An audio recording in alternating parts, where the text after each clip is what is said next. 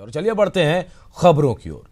तो दिल्ली में झारखंड में महागठबंधन को लेकर महत्वपूर्ण बैठक आज होने वाली है। कांग्रेस अध्यक्ष राहुल गांधी के निर्देश पर बुलाई गई इस बैठक में पूर्व मुख्यमंत्री हेमंत सोरेन, जेवीएम नेता प्रदीप यादव और बंधु तिर्की के अलावा प्रदेश कांग्रेस प्रभारी आरपीएन सिंह और प्रदेश कांग्रेस के अध्यक्ष डॉक्टर अजय कुमार भी मौजूद रहेंगे। हालांकि इस बैठक से आरजेडी को दूर रखा गया है। इस मौके पर झारखंड में सीटों के बंटवारे पर महत्वपूर्ण फैसला लिया जा सकता है।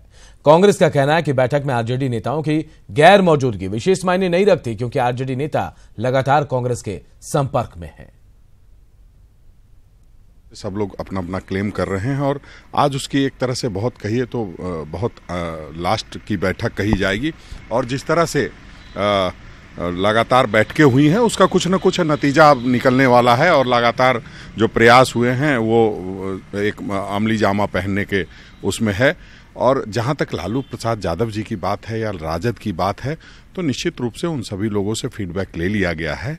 और सभी लोगों के फीडबैक लेने के बाद अगर जरूरत पड़ेगी तो उनके दल के लोग भी आकर के अलग से बात कर लेंगे। ऐसा कोई ये नहीं है कि एक साथ ही सब लोग बैठे, सब लोग बारी बारी से पहले भी बैठे हैं।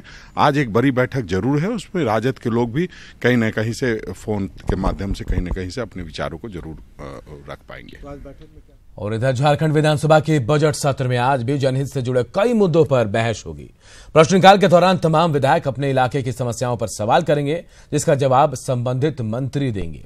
विधानसभा की कार्रवाई में झारखंड के सिम रघुवर दास भी शामिल होंगे। और अजय लाल हमारे सहयोगी विधानसभा परिसर से हमारे साथ सीधे जुड़े हुए हैं। अजय, क्या आज भी इन सवालों के जवाब को लेकर हंगामा होगा? क्या नजर आ रहा है, क्या हो सकता है आज?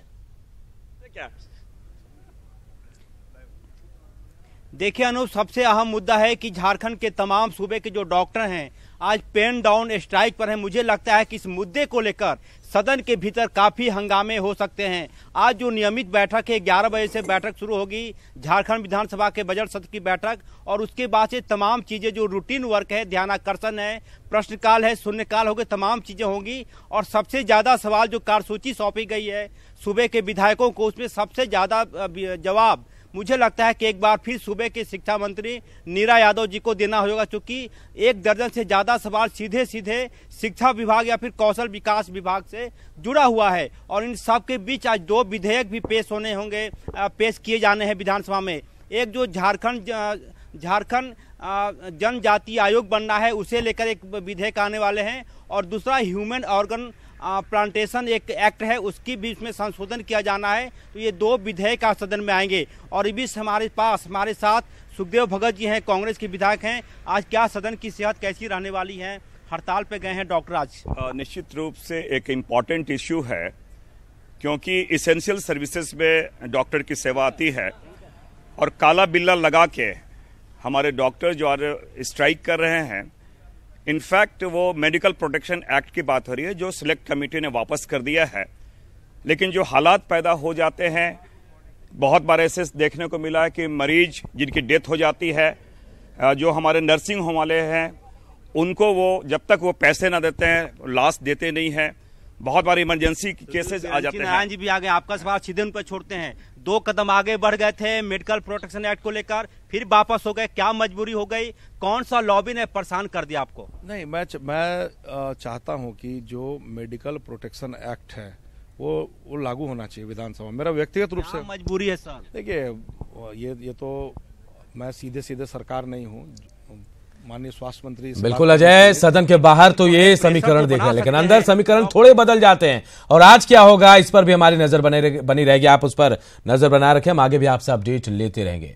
इधर मेडिकल प्रोटेक्शन एक्ट की मांग को लेकर राज्य भर के सरकारी गैर सरकारी डॉक्टर 2 घंटे के कार्य बहिष्कार पर हैं। इसका असर अस्पतालों के ओपीडी पर पड़ा है। इलाज के लिए आए मरीज डॉक्टरों के ओपीडी आने का इंतजार कर रहे हैं।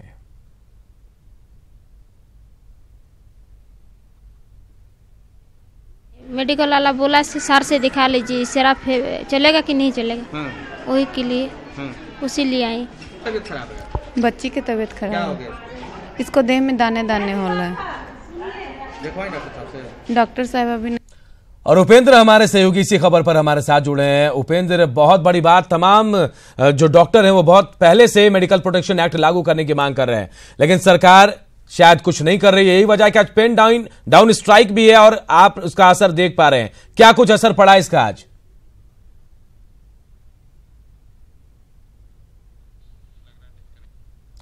लगता है उपेंद्र से हमारी बात नहीं हो पा रही, लेकिन कोशिश करेंगे दोबारा उपेंद्र को जोड़ने की। लेकिन जो तस्वीरें दिखा रहे हैं आप देख सकते हैं, ये डॉक्टर चैम्बर का नजारा है जहां डॉक्टर काम पर नहीं है, क्योंकि मेडिकल प्रोटेक्शन एक्ट की मांग को लेकर आज उन्होंने स्ट्राइक किया है और यह कहा है कि 2 घंटे सरकारी और गैर सरकारी डॉक्टर कार्य बहिष्कार करेंगे और इसका असर जो है अस्पताल के ओपीडी पर भी पड़ रहा है। इलाज के लिए मरीज अस्पताल तो पहुंच रहे हैं, लेकिन अपने डॉक्टर का इंतजार करते दिख रहे हैं। वो उपेंद्र हमारे साथ दोबारा जुड़ गए। उपेंद्र, कितना असर अस्पतालों में दिख रहा है इस पेन डाउन स्ट्राइक का, 2 घंटे के स्ट्राइक का? देखिए अनूप, राज्य भर के सरकारी और गैर सरकारी डॉक्टरों ने आज 2 घंटे का टोकन कह सकते हैं कार्य बहिष्कार किया है, सरकार को चेताने के लिए कि उन्हें मेडिकल प्रोटेक्शन एक्ट चाहिए। और इसका असर दिख रहा है। 9 बजे जैसे ही ओपीडी खुला है उसके बाद से सभी डॉक्टरों ने ओपीडी का बहिष्कार कर दिया है, कोई भी काम नहीं कर रहे हैं। और जो भी मरीज आ रहे हैं वो इंतजार कर रहे हैं कि 11 बजे के बाद फिर डॉक्टर यहाँ पर आएँ और उनका इलाज हो सके। स्थिति यही है कि अभी जितने भी मरीज हैं उनका इलाज बाधित है। हमारे साथ हैं झांसा के संरक्षक विमलेश सिंह, इनसे हम बात करेंगे कि आखिर आज का 2 घंटे का टोकन हड़ताल और उसके बाद फिर आगे की क्या रणनीति होगी।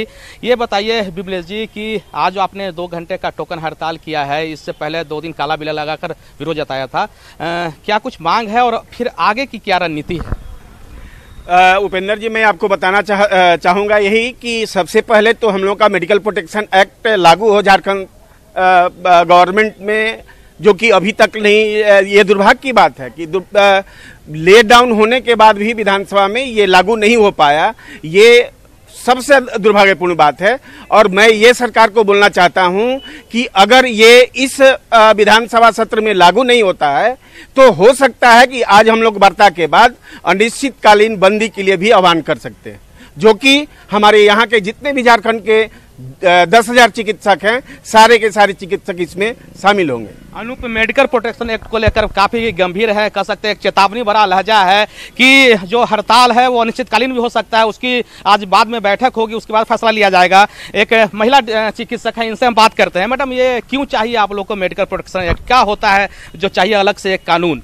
हम लोग के सुरक्षा के लिए हम लोग चाहिए, क्योंकि हम लोग इतना सेवा देते हैं हर रोज, पर कोई प्रोटेक्शन नहीं है।